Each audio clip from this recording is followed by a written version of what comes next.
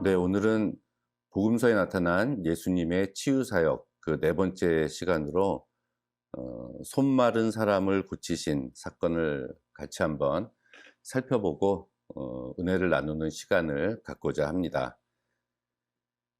이 손 마른 사람을 이제 손이 마비된 어떤 사람을 예수께서 고치시는데 이 사건은 마가복음, 마태복음, 누가복음 세 군데에서 모두 등장을 하고 있습니다. 요한복음만 제외하고요. 특히 누가복음 14장 1절에서 6절까지는 똑같은 사건으로 보여지는 게 하나 더 등장을 하는데요. 그거는 수종병 든 사람이 이렇게 등장을 합니다. 그것이 이 손 마른 사람 고친 것하고 수종병 든 사람 고친 이야기가 본문의 문맥에서 보면은 똑같이 비슷하게 나오는 것을 저희들은 발견을 할 수가 있습니다. 그것을 보면 누가는 같은 내용을 이제 두 번 반복해서 다른 사건이 있었는데 반복해서 자기가 이제 기록한 것을 알 수가 있죠.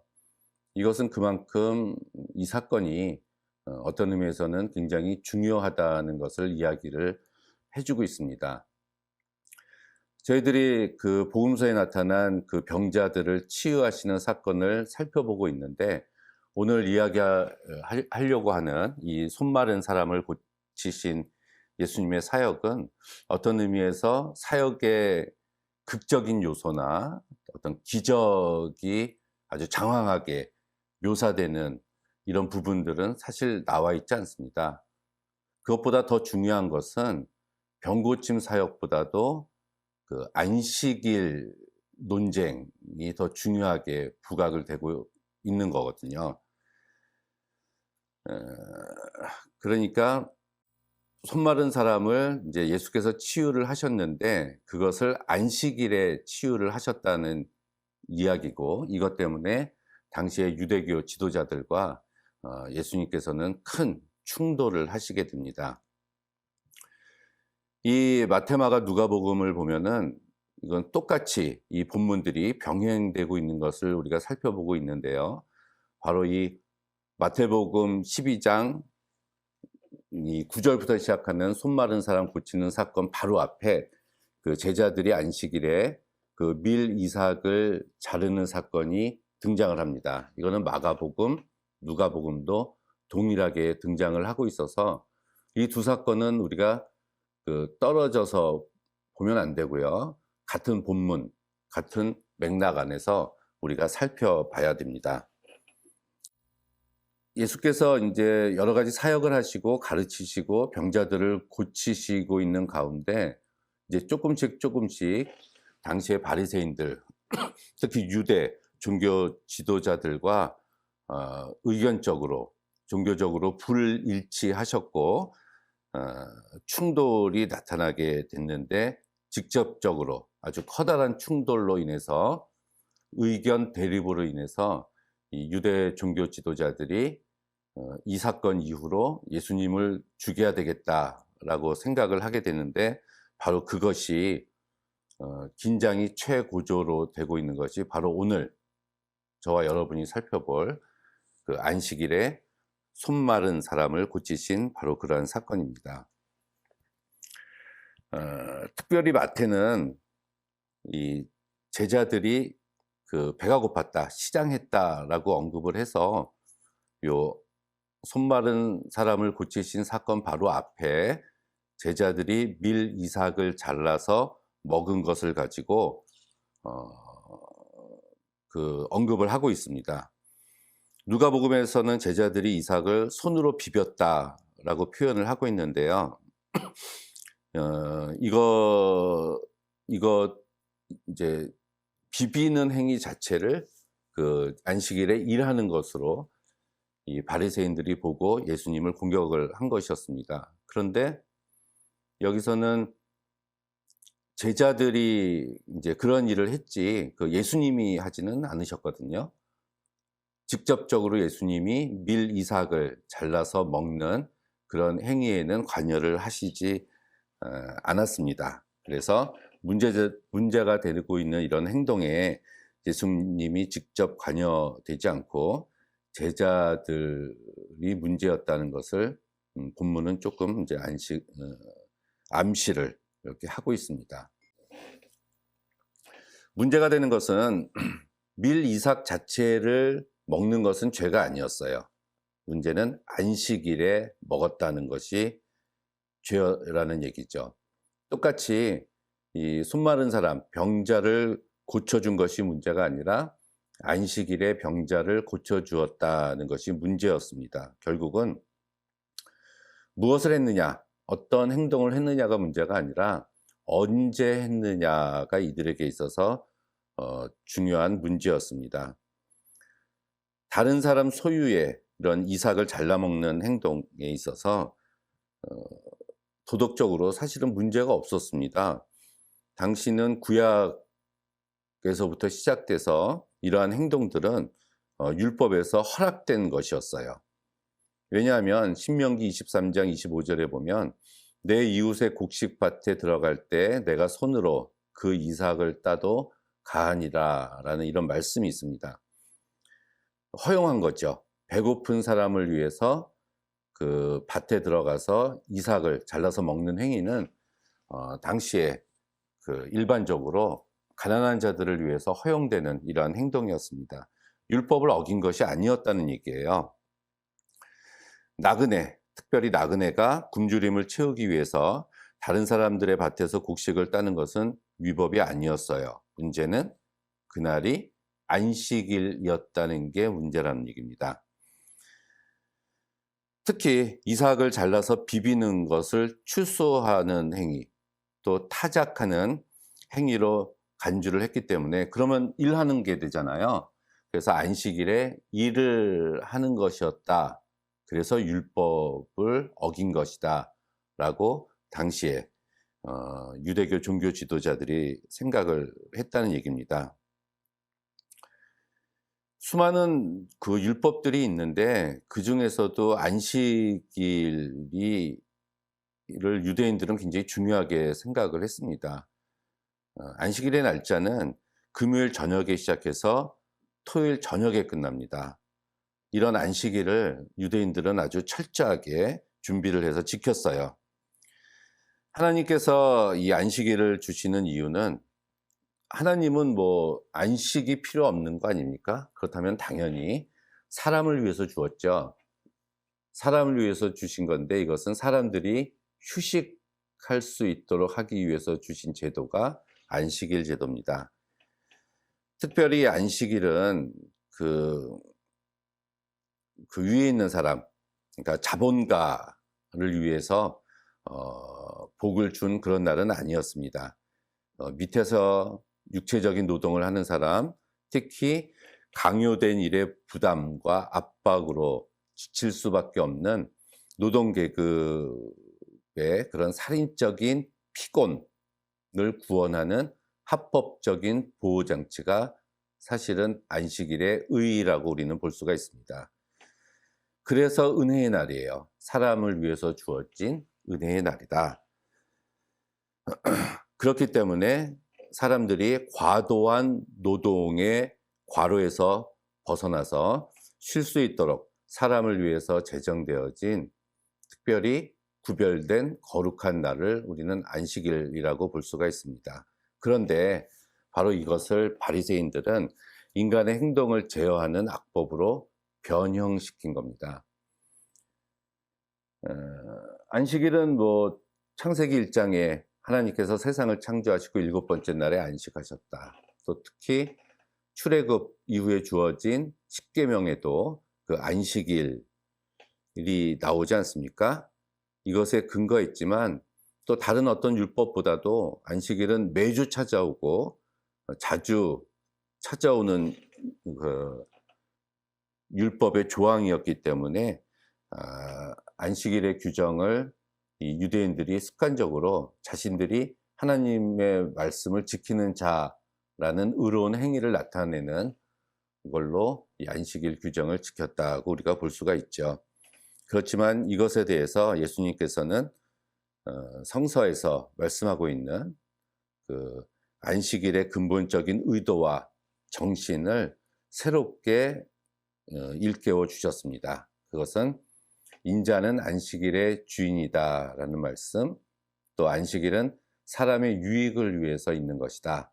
그리고 하나님께서, 성부께서 안식일에 일하시기 때문에 성자이신 예수님도 역시 일한다. 이런 말씀들을 하시면서 안식일이 근본적으로 어떠한 것이다라는 것을 이 바리새인들에게 가르쳐 주셨습니다. 이것이 그 앞부분에 등장하는 예수님의 제자들이 밀 이삭을 자른 행동 때문에 이 유대 종교 지도자들과 논쟁을 벌이고 있는 가운데 예수께서 대답하신 결론이었어요. 바리새인들은 그 밀 이삭을 잘라서 먹었던 제자들을 예수님이 혼내주실 거라고 기대를 했습니다. 하지만 예수님은 변호하신 것이죠. 그러면서 예를 한 가지 드셨는데, 바로 그것은 이제 다윗 시대 때 제사장들에게만 먹도록 허용된 진설병을 사울이 쫓아와서 사울을 피해서 도망 다니는 와중에 그 아비아달의 그 제사장 그 성소에 들어가서 다윗과 그 함께하는 자들이 생명을 구하기 위해서 제사장들에게만 허용된 진설병을 먹은 사건이었습니다. 이것은 그 사무엘상 21장에 나오는데요. 그때 시장했었다고 다윗과 그 함께한 자들이 배가 고팠다. 그 얘기를 하고 있습니다. 배가 고픈 이들에게 제사장들만 먹을 수 있었던 진설병을 구약에서 허락을 했었고, 이것은 구약 역사에서 암묵적으로 허용된 사건이고, 지금까지 모든 사람들이 유대 종교 지도자들조차도 받아들이고 있는 상황이었어요. 그렇기 때문에 이제 예수님께서는 다윗도 먹었기 때문에 이 제자들이 먹는 것도 가하다라고 말씀을 하신 거죠.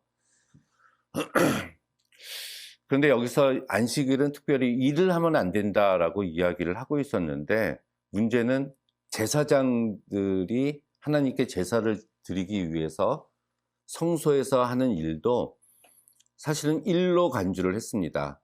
하지만 특별히 하나님을 섬기기 위해서 예배하는 자리에서의 제사장의 일은 안식일에 일하는 그런 범위를 벗어나는 것이다 라고 그 유대 지도자들은 생각을 하고 있었어요. 안식일 제사장들은 안식일 규정에서 벗어난다는 얘기죠. 마태복음 12장 5절에 또 안식일에 제사장들이 성전에서 안식을 범하여도 죄가 없음을 너희가 율법에서 읽지 못하였느냐 하고 예수께서 반문을 하신 겁니다. 그러니까 안식일에 제사장들이 성전 안에서 안식을 범하여도 일을 해도 죄가 없음을 너희가 율법에서 읽지 못했느냐라고 말씀을 하신 거죠. 성전 봉사도 일인데 이 일은 안식일에 우선한다는 이것도 암묵적인 동의가 있었습니다. 제사장들은 하나님의 일에 종사하기 때문에 안식일에 관한 보통 규정들에는 구속을 받지 않는다는 얘기죠. 예수님은 자신의 행동을 변호하기 위해서 호세아서의 말씀을 인용을 하셨어요. 나는 인애를 원하고 제사를 원하지 아니하며 번제보다 하나님 아는 것을 원하노라. 이것을 인용하셨습니다. 이 제사장 외에는 진설병을 먹을 수 없다는 것은 제사와 관련이 된 것이고, 다윗이 시장에서 진설병을 먹었다라는 것은 배고픔 때문에 생명을 구하기 위해서 먹은 거 아닙니까? 그래서 이것은 자비와 관련이 됩니다. 하나님께서는 나는 자비를 원하고 제사를 원하지 않는다라고 말씀하심으로써 이 자비와 제사가 충돌할 경우에 하나님께서는 자비가 제사보다 우선한다고 말씀을 하신 거예요. 예수님은 이 말씀에 따라서 제자들이 아까 시장했다고 말씀드렸잖아요. 배가 고파서 밀 이삭을 안식일에 잘라 먹는 것은 안식일 규정보다 이 제사보다도 자비의 원리가 적용되어야 한다라고 말씀을 하신 겁니다. 이 내용들은 바리새인들도 잘 알고 있는 내용들이었어요. 구약 성서를 그들도 가지고 있었기 때문에. 하지만 잘못 해석한 것이죠. 예수께서는 그것을 바로 지적을 하신 겁니다. 성서를 읽어도 다윗의 권위를 이해하지 못했고 율법 규정이 인간의 구원을 위한 것이라는 근본적인 예수님의 법 정신도, 하나님의 계명 정신도 이들은 이해를 하고 있지 못했던 겁니다. 결국 안식일 준수가 하나님 나라에 대한 기쁜 소식의 우선권을 양보해야 된다는 겁니다. 하나님 나라의 기쁜 소식은 인간의 배고픔을 고려하고 있어요. 그래서 하나님 나라를 위해서 일하는 사람들의 배고픔도 당연히 고려를 하고 있습니다. 그래서 궁핍한 사람들에게 자비를 나타내야 한다는 것을 예수께서 강조하신 겁니다. 특히 예수께서는 인자는 본인을 말씀하시는 거죠. 안식일의 주인이다 라고 말씀을 하셨어요. 이것이 결론입니다. 예수께서는 안식일 계명의 요구들에 예수님이 복종해야 되는 것이 아니라 안식일 계명의 요구들이 어떻게 해석이 되든지 간에 예수님의 존재와 목적에 그 규정들이 복종해야 된다라고 말씀을 하신 겁니다. 당연히 예수님은 다윗보다 뛰어난 분이시겠죠.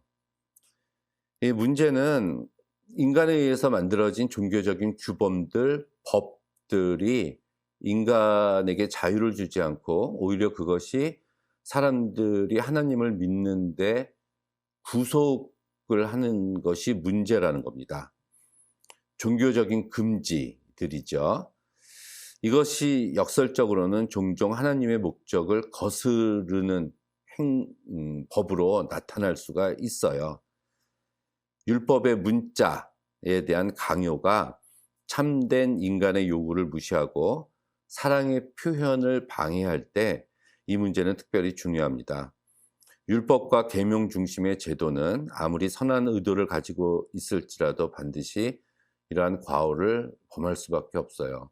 우리가 주일에 교회를 나가고 우리가 뭐 헌금을 하고 기도하고 하는 이 모든 것들이 어떤 교회에서 정한 규칙들, 그런 법들, 규정들을 철저하게 지켜야만 된다는 것이 그 사람의 종교 생활을 구속하고 있다면 그것은 우리들이 살펴봐야 될 심사숙고해야 될 문제들이 아닌가 이렇게 봅니다. 일주일에 한 번 교회에 나가서 주일 성수를 하는 것은 당연하죠. 우리가 주일을 지키는 것, 예배를 드리는 것 당연히 해야 될 일인데 그러한 법과 규칙들을 너무 많이 제정을 해놔서 만약에 교회가 수요 예배도 반드시 참석을 해야 되고 새벽 예배 일주일 동안 하루도 빠지면 안 되고 빠지면 죄를 짓는 것이고 뭐 봉사나 헌금도 마찬가지죠. 이런 것들을 규정을 한다면 우리가 생각을 해봐야 될 줄로 고민을 해봐야 될 것 같아요. 이게 첫 번째 안식일 논쟁이었습니다. 예수님과 종교 지도자들이 이제 일하는 거, 안 하는 거 이런 문제로 이제 논쟁을 벌였고 이 두 번째가 오늘 본문이에요. 이게 이제 예수께서 안식일에 행하신 치유 사역이죠. 예수께서는 앞에서 첫 번째 논쟁을 하시고 난 다음에 구체적인 행동으로 안식일이 어떠한 날이다라는 것을 보여준 것이 바로 그날의 안식일에 병든 자를 고치신 사건입니다. 왜냐하면 첫 번째 논쟁이 끝나고 난 다음에 유대 종교 지도자들이 그렇다면 안식일에 병 고치는 것이 옳으니까 라고 예수님께 질문을 했어요. 이 질문에 예수께서는 의문문으로 그들의 질문에 다른 질문을 하나 하십니다. 그것이 바로 너희 중에 어느 한 사람이 양 한 마리가 있어서 구덩이에 빠졌는데 그날이 안식일이다.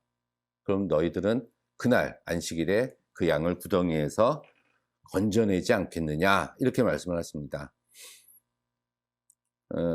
아까 수종병 드는 여인도 안식일에 똑같이, 여인은 아니고 수종병 든 사람도 안식일에 예수님이 고쳤다는 본문이 누가복음 14장에 나온다고 말씀을 드렸는데, 그때는 요 마태는 양 한 마리를 언급하지만 누가복음 14장에서는 그 우물에 빠진 아들이나 소를 언급합니다.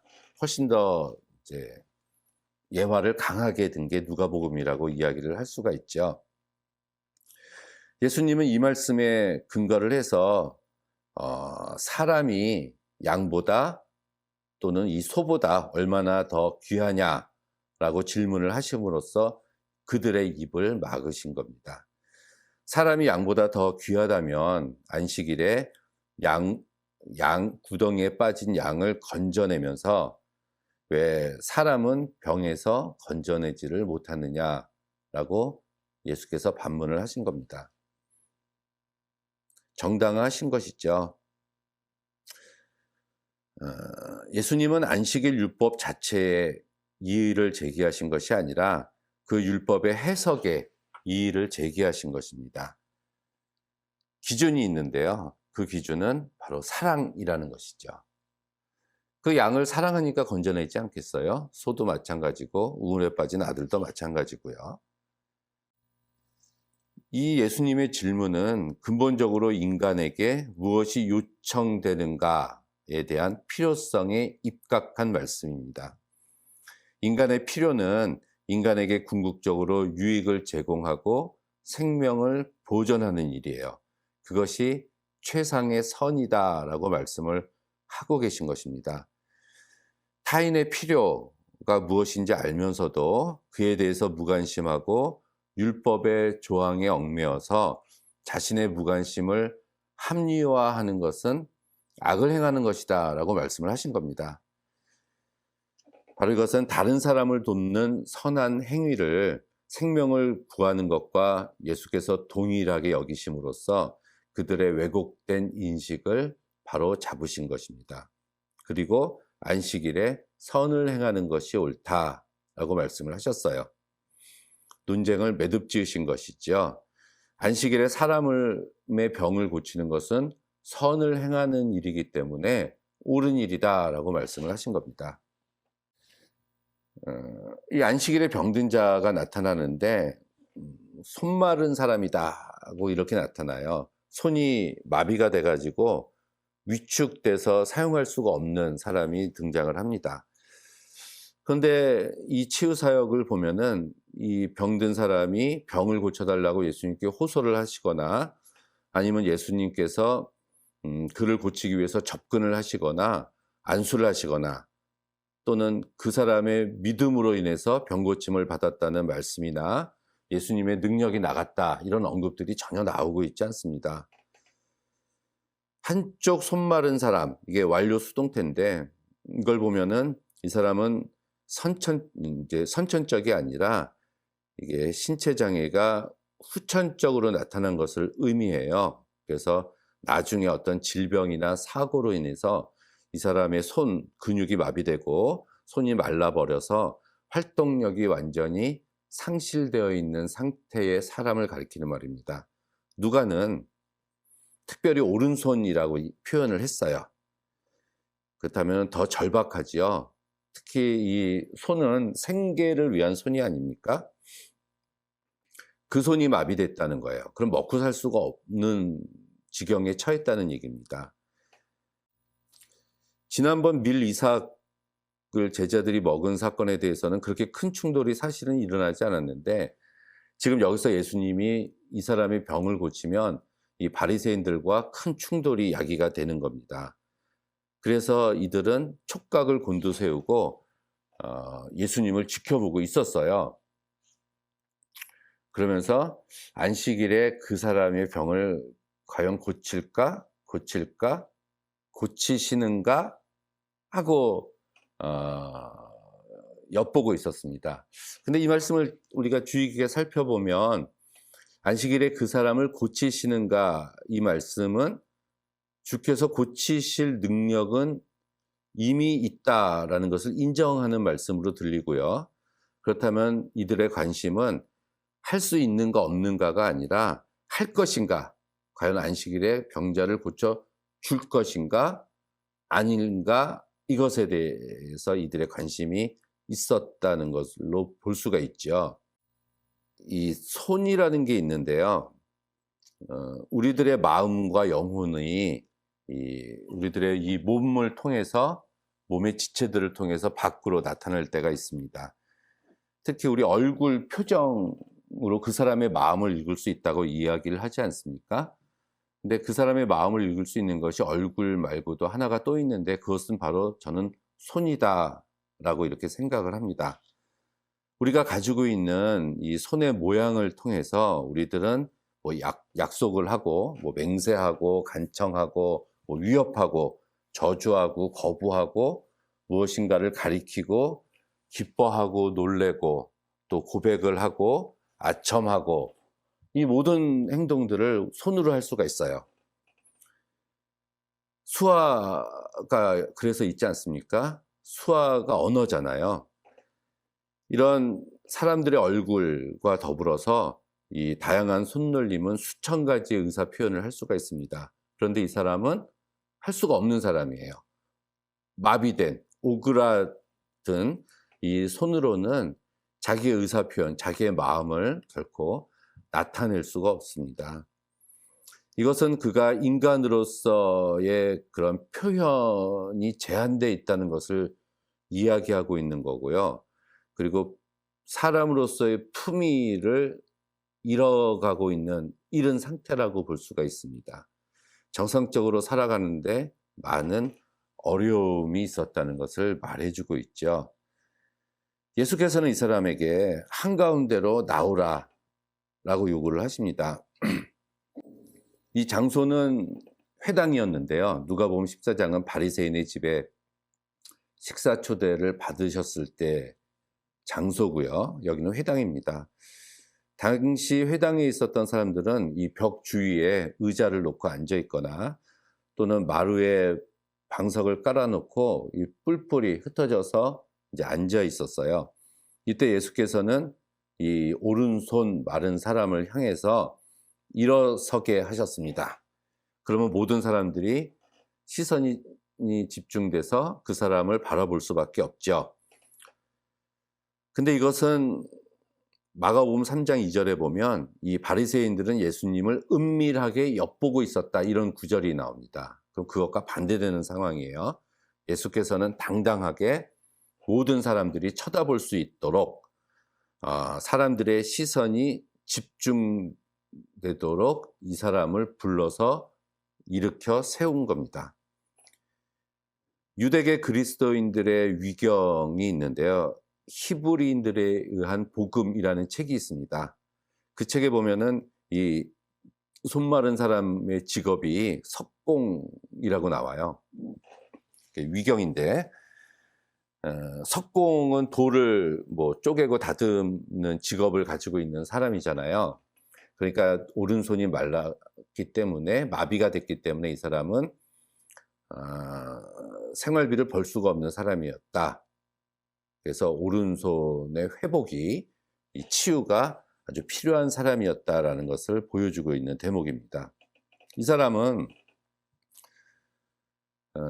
오른손이 마비가 돼서 자기 자신을 남들에게 잘 표현을 할 수가 없어서 위축되고 주눅든 삶을 살아왔을 겁니다. 주목받지 못하고 소외되었던 변두리에서 살아왔는데, 주목을 끄는, 이 당당하게 앞으로 나와라, 일어서라 하는 그 일은 쉬운 일이 아니었을 거예요. 그런데 그 사람은 그 예수님의 말씀에 순종해서 한가운데에서 일어섭니다. 그 회당이 교회라 그러면 이 사람도 교인이었겠죠. 근데 교인 중에서도 가난한 자였고, 이제 손에 제한을 받는 사람이었고 보잘것없는 사람이었고 약한 사람이었다는 얘기입니다. 근데 예수님께서는 그러한 사람들이 교회의 중심에 서기를 바라시고 그런 사람들이 교회 교인들한테 주목받기를 원하시는 것 같아요. 그리고 나서 예수께서는 그 주변에 있는 바리새인들, 유대 종교자들의 마음이 완악함을 탄식하시고 노하심으로 그들을 돌아보시고 그 사람에게 손을 내밀라 말씀하시고 손이 회복되어졌다 이렇게 나옵니다. 탄식하셨다. 이 탄식은 그 손 마른 사람한테 하신 것 같아요. 불쌍히 여겼다. 그 측은하게 여겼다. 긍휼히 여겼다. 이런 말씀인 것 같고요. 노하셨다. 이건 예수께서 노하셨다는 표현은 복음서에서 좀처럼 찾아보기 힘든 표현인데 이 바리새인들을 향해서 한 말씀이죠. 당연히. 이 분노는 부정과 부패에 대한 예수님의 정의의 분노입니다. 이 적대자들의 이런 그릇된 마음속에 있는 이 병자들을 향한 눈길에 예수께서 분노하신 거죠. 하지만 이 병자를 향해서는 하나님께서는 한없는 사랑으로 근심을 해 주신 겁니다. 이때 예수께서는 내 손을 내밀어라 이렇게 말씀하세요. 그런데 이 손 마른 사람이 이 손을 내밀 수가 없잖아요. 손이 마비가 됐는데 불가능한 일이었습니다. 불가능한 일이었는데 이 사람은 순종해서 내밀었다 이렇게 나와요. 그랬을 때 이 사람의 손이 마비가 풀려서 치유가 되었습니다. 명령에 순종해서 내밀었을 때 그 사람의 손이 회복이 된 거예요.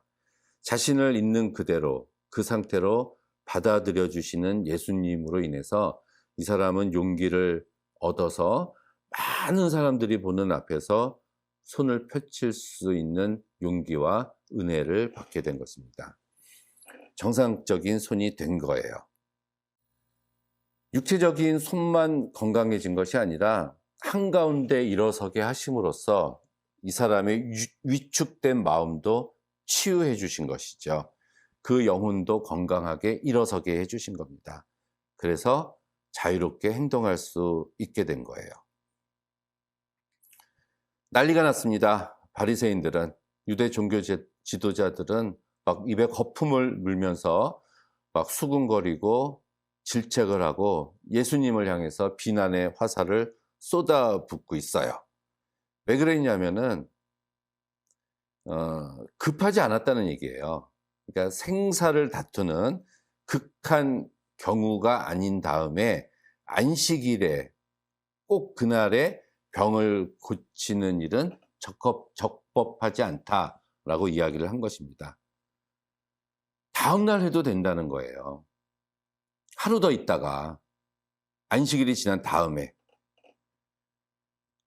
그들의 관점에서 보면 오랫동안 손 마른 사람이었기 때문에 하루쯤 더 기다린다고 해서 특별하지는 않을 거다라고 생각을 한 겁니다. 근데 아니죠.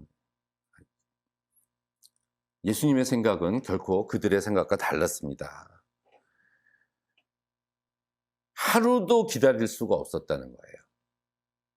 그들의 필요를 채워주기 위해서는. 선을 행하고 생명을 치유하는 이런 일은 일을 금지하는 날이 안식일 중 그 어느 날이 있어서도 안 된다는 얘기입니다. 생명을 구하는 일, 병자를 치료해 주시는 일은 그 일을 할 수 없는 어떤 날을 규정해서는 안 된다는 말씀이죠. 오히려 병을 치료해 주는 날이, 생명을 구해 주는 날이 안식일의 참된 날이다라고 예수님께서는 말씀을 하신 겁니다. 그러면서 안식일에 선을 행하는 것과 악을 행하는 것, 생명을 구하는 것과 죽이는 것, 어느 것이 더 옳으냐고 또 한 번 반문을 하십니다. 결국 선을 행하는 것과 악을 행하는 것에 대한 이런 예수님의 질문은 생명을 구하는 것과 죽이는 것으로 결론을 맺고 있는 거예요. 안식일에 병자를 고치는 것이 옳으냐, 그렇지 않은 것이 옳으냐, 이렇게 물어보지 않으시고, 안식일에 선행, 그러니까 생명을 구하는 것이 옳으냐, 악행, 죽음을 행하는 것이 옳으냐라고 물으신 것입니다. 이것은 형식과 위선의 허물을 쓰고 사람의 진정한 아픔과 필요를 거들떠 보지도 않는 많은 자들의 비정함을 이미 예수께서는 악행이나 살인 행위로 죽이는 것으로 규정을 하고 계신 것입니다. 선을 행하는 것과 생명을 구하는 것은 하나님이 역사 안에서 활동하고 계시다라는 것을 보여주는 거고요. 예수께서는 그 하나님의 말씀을 선포하기 위해서 이 땅에 오신 겁니다. 즉 하나님의 구원 통치는 한 인간을 온전하게 만드는 데서 구현된다는 얘기죠. 하나님이 창조하신 인간이에요. 그럼 온몸이 온전하신 상태로 하나님의 형상을 따라서 창조함을 받았는데 손이 마비가 되고 어딘가 부족하다는 것은 하나님의 형상이 훼손된 거예요. 하나님께서는 원하시는 게 아닙니다. 그렇다면 빨리 하나님의 형상을 가지고 있는 그 사람이 하나님의 형상대로 회복되어지는 것, 그것이 바로 생명을 구하는 일이라는 얘기죠. 이러한 관점에서 볼 때 예수께서 행하신 모든 치유는 공경에 처해 예수님과의 만남을 경험한 모든 사람들에게는 분명히 죽느냐 사느냐 하는 문제였습니다. 이렇게 치유함을 받아야 그리스도 안에서 새롭게 되고 하나님과의 새로운 생명의 관계를 맺게 된다는 얘기죠. 그렇지만 반대로 악을 행하는 것과 생명을 죽이는 것은 이 적대자들이 숨어서 기회를 엿보고 있는 것과 예수님을 죽이려고 수군대는 것, 의논하는 것이라고 우리는 볼 수가 있습니다. 병든 사람을 고쳐주는 것은 선을 행하는 것이다 라고 말씀을 드렸잖아요. 그렇다면은 고쳐줄 수 있는데도 고쳐주지 않는 것은 악을 행하는 겁니다. 선행의 능력이 있는데 소극적으로 선을 행하지 않는 것, 그것도 적극적으로 악을 행하는 것과 같다라고 예수님은 그런 메시지를 우리들에게 주시고 계신 거예요. 바로 그런 사람을 고쳐주는 것이 생명을 구하는 것이고, 고쳐줄 수 있는데도 고쳐주지 않는 것은 생명을 죽이는 것이다.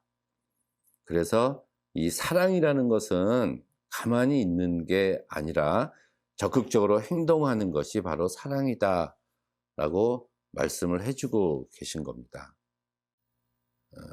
당시 죽을 처지에 이를 때만 안식일날 치유가 허용되었었어요. 유대 종교 지도자들에게 의해서는. 이 손마른 사람이 내일 고침을 받는다고 하더라도 그 사람의 생명에는 지장이 없다고 하더라도 치료할 수 있음에도 불구하고 내버려 두는 것은 율법의 근본 정신인 사랑을 도외시한 겁니다. 주인은 안식일일지라도 구덩이에 빠진 자기의 양을 구해내는 것을 볼 때 하물며 인간은 양보다 더 귀하기 때문에 안식일에 선을 행하는 것은 옳다라면서 예수께서는 이 말씀을 마치십니다. 예수님께서 그 병자를 고치셨는데 이 바리새인들은 그 현상을 보고 놀람도 환호도 깨달음도 이 병자에 대한 연민도 없이 오로지 그 행동을 행하신 예수님에 대한 적대감만 있을 뿐입니다. 이 이후로 이 바리새인들은 헤롯당과 함께 손을 잡고 예수님을 죽이려고 해요. 이 헤롯당은 헤롯 가문의 정치색을 띠고 있는 당파였어요. 그래서 자신의 기득권을 지키기 위해서 로마 제국의 긍정적인 입장을 취하고 있었던 그룹이었습니다. 비애국적인 집단이었죠. 근데 그것에 반해서 이 바리새인 집단들은 이제 애국적인, 그 당시에 유대 독립을 원하는 로마의 적대감을 가지고 있는 애국적인 그런 세력이었습니다. 그런데 이 바리새인들이 그 자기들과 정치적인 노선이 다른 헤롯 당과 손을 잡고 예수님을 죽이려고 했다, 이렇게 이야기를 하고 있어요. 그들의 사악한 생각은 이 종교와 정치가 이렇게 결합을 하게 됐을 때 나타나는 필연적인 발상입니다. 그래서 이 이후로 이 적대 세력들은 노골적으로 예수님을 죽이려고 철저하게 계획을 세우고 그 계획을 실행에 옮기게 됩니다. 이들은 예수님의 논쟁과 치유 사역에는 전혀 관심이 없었던 사람이었어요. 그냥 죽일 음모만 꾸미고 있었습니다. 이들은 율법의 문자에만 집착을 했었기 때문에 그래요. 이런 사람에게는 참 진리인 예수님의 말씀이 들어갈 수가 없고, 생명을 살리신 예수님의 치유 사역, 기적도 느낄 수가 없습니다. 아무런 효과가 없어요. 그 마음에 적대감을 가지고 있다면, 또 율법의 그 문자에만 얽매여 있다면 참 은혜는 결단코 깨달을 수가 없습니다. 결국 이 논쟁은 예수님이 하나님의 아들이냐 아니냐, 이러한 문제로 고착이 됩니다. 하나님의 아들이라면 안식일을 비롯한 모든 율법에 우선되기 때문이죠. 이를 바리새인들은 인정하지 않았고 예수님을 하나님의 아들로 보지 않았고, 그래서 자기들의 체제를 지키기 위해서 예수님을 죽이려고 계획을 했던 겁니다. 예수님과의 논쟁을 받아들이지 않은 게 아니라 예수님을 하나님 나라의 복음을 전하는 하나님의 아들로 인정하지 않았다는 얘기죠. 그렇다면 우리들에게는 종교적인 활동, 어떤 율법의 문자보다도 바른 해석, 예수님이 누구인지를 깨닫는 것이 훨씬 중요하다고 볼 수가 있겠네요. 이 마태와 누가복음에는 나오지 않은 내용이 이 마가복음에 하나가 나옵니다. 그게 마가복음 2장 27절인데요. 또 가라사대 안식일은 사람을 위하여 있는 것이요 사람이 안식일을 위해서 있는 것이 아니다, 이렇게 아주 정확하게 나옵니다. 안식일은 하나님의 영광을 위해서 예배하는 날이 아니라 안식일이 사람을 위해서 존재하는 것이다. 그래서 이제 마태와 누가는 또 이것이 교리적으로 어떤 문제를 일으킬 충동이 있다고 생각을 했기 때문에 빼버린 거죠. 제가 마가복음이 우선한다고 항상 말씀을 드렸죠.